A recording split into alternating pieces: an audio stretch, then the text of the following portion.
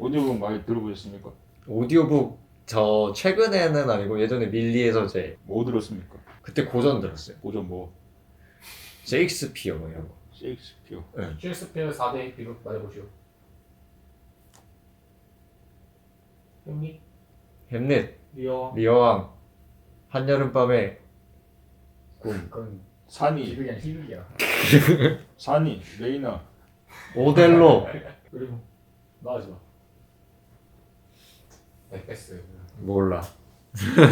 잘하네. 다 읽어보셨어요? 어? 다 읽어봤어요? 다 읽고 영어도 봤지. 이야 대단하다. 이야. 쥐자랑하겠다는 거 아니야 결국에는. 아무튼 아무튼. 오디오북 보세요? 네, 오디오 클립 봐요. 지금도? 며칠 전에 들었어요. 김태리 씨 때문에 부른 거 아닙니까? 맞아요. 뭐 봤는데? 김태디 이방인. 오디오 클립으로 김태디 목소리를 듣는다. 목소리를 듣는 영도 듣는 거예요. 오디오북 시장이 최근에 급격히 뜨고 있는 시장입니다. 이 시장 자체가 굉장히 작아요. 250억 정도. 국내 시장? 네. 예, 맞아요. 전 세계적으로 4도 정도. 예. 네. 오디오북 박사야죠. 아무튼 시장 규모가 작아요. 예, 전 세계 시장 규모가 4조 원대인데 네. 미국이 이제 2조 8천억 정도 규모인데 그러니까 전 세계 시장의 한 70% 정도가 이제 미국 시장인 거죠. 미국 시장이 이제 유달리 이렇게 큰 데는 여러 가지 이유가 있겠지만은 혹시 오더블 들어보셨습니까? 오더블이 뭐죠? 들어봤어요. 어디서? 저번 주에. 저번 주에 이게 시청자를 무시하는 작태라니까? and learn anytime, anywhere. While commuting to the office, 그러면 이제 다른 나라는 어떻냐라고 하는데 국내 시장은 아까 말씀드렸듯이 이제 200억 정도의 규모인데 굉장히 빨리 크고 있어요. 연간 성장률이 25%. 그러니까 매년 25%씩 성장을 하고 있으니까 굉장히 빨리 크고 있는 시장인 거죠. 이 서비스에 대해서 생각을 해볼 때 단순히 책을 읽어주는 서비스지 않습니까? 그렇죠. 흔하지 않다면 흔하지 않잖아요. 굉장히 서비스 자체가. 근데 이게 왜 요즘 뜰까? 어릴 때 카세트 테이프로 영어 배워봤어요? 저도 배워봤어요. 그죠? 네. 아니, 윤 선생 안 해보셨습니까? 윤 선생님 뭐예요? 윤 선생 윤 선생 영어를 몰라요? 네, 교재랑 테이프가 같이 왔습니다. 그죠? 그래서 노래 따라 부르면서 영어를 외우는 거예요. 소영 사교? 왜 뼈를 때립니까? 순살 치겠는데. 어릴 때 카세트 테이프로 영어를 배워봤으면은 이제 오디오북에 대해서도 이제 이거 별 특별할 게 없는 서비스다라고 생각을 할 수가 있는데 이게 왜 하필 요즘 뜰까? 라는 질문을 던져졌을 때 크게 두 가지 이유가 있는데 첫 번째가 이제 독서열 하락으로 출판 시장이 주춤합니다. 책을 사는데 잘 안 읽으니까. 근데 책을 왜 안 읽냐? 책은 사실 내가 힘을 줘서 읽어야 되는 거예요. 오디오북은 힘을 안 줘도 들리는 거니까 이해도의 차이는 좀 있겠지만은 어쨌든 진입 장벽이 훨씬 더 낮기 때문에 이 독서의 문턱을 낮추기 위해서 오디오북의 등장이 필수적이었다라고 보는 시각이 존재하고요. 그게 이제 오디오북이 요즘 뜨는 하나의 이유이기도 합니다. 그리고 두 번째가 듣기 편한 세상이 왔어요. 웨어러블 기기 그리고 AI 스피커, 커넥티드 카 그런 이제 서비스들이 나오다 보니까 접근성이 굉장히 높아졌죠. 오디오북에. 혹시 스토리텔 들어보셨습니까? 이게 스웨덴의 오디오북 브랜드인데 작년에 대한민국에 진출을 했어요. 여기 사장님이 뭐라 했냐면은 그때는 방법이 없었다. 그러나 대표적이다. 오디오가 바뀌었다 생각한다. 근데 궁금한 거는 듣기 좋은 시대가 왔다 이런 거 다 일단 물리치고 나서 책을 안 보는데 책을 안 보는 사람들이 책을 듣기가 더 힘이야 라는 의문이 있는데 접근성을 이제 낮추기 위해서 스타 마케팅을 하는 거죠, 이제. 아 내가 김태리 본 거죠. 그죠? 그러면 어떤 장르의 오디오북이 잘 팔린다고 생각을 합니까? 소설? 그죠? 난 시. 플랫폼들이 제공하는 서비스 서적의 종류가 다 문학 쪽이에요. 근데 윌라 들어보셨습니까?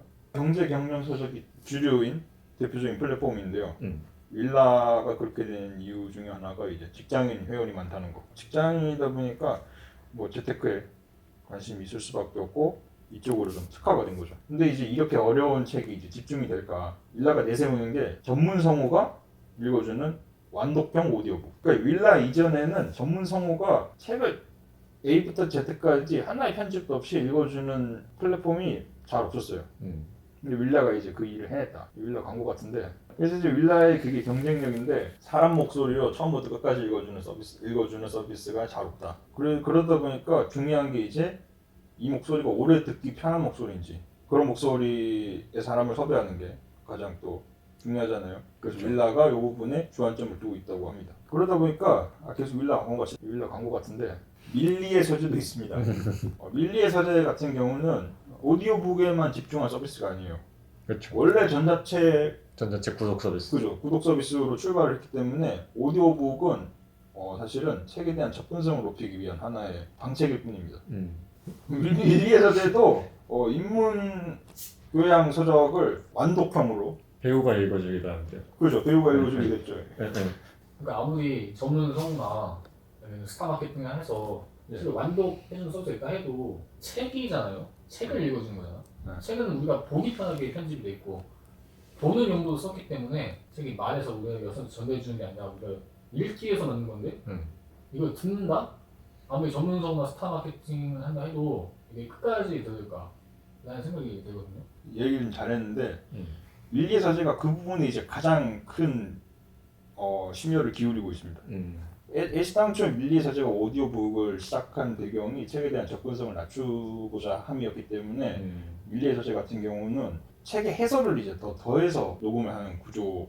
가끔 밀리의 서재 같은 경우는 그러니까 모든 책이 그런 건 아닌데 리더가 책의 해설을 더하는 거죠. 그러니까 함께 이야기하는 듯한 느낌을 주기 위해서.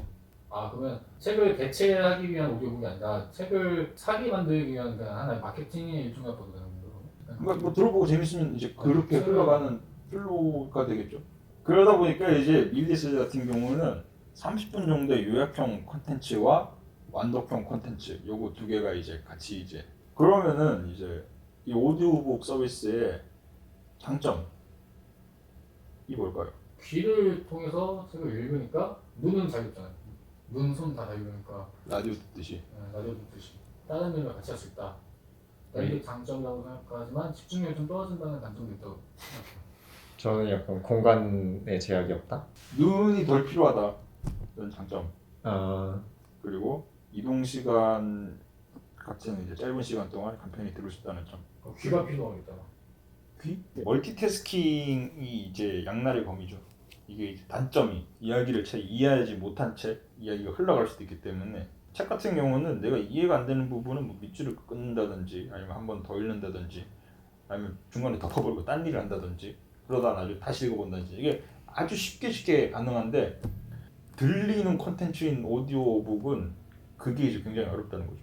그거는 시장이 더 발달하면은 그런 거는 충분히 개선되지 않을까요? 근데 뇌과학자가 아니어서 잘 모르는 수 있는데 감각으로 보고 있는 것들보다 스킵하는 정도잖아.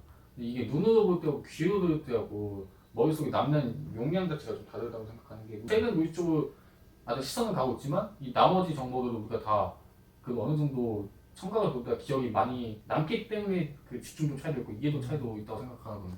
이렇게 책을 읽잖아요. 그 머릿속에 남는 바로 직전에 봤던 거에 맞아. 그런 것들에 대한 남는 감각? 근데 이게 맞는 게 이게 사실 뭐 많은 부분에 적용할 수 있는 게 내가 직접 운전해서 길 갈 때는 길이 좀 잘 외워지잖아요. 네. 근데 내가 동승자의 입장에서 차도 뒷좌석이 아니라 조수석에만 앉아도 그 길을 똑같이 가라면은 쉽게 못 갈 것 같아.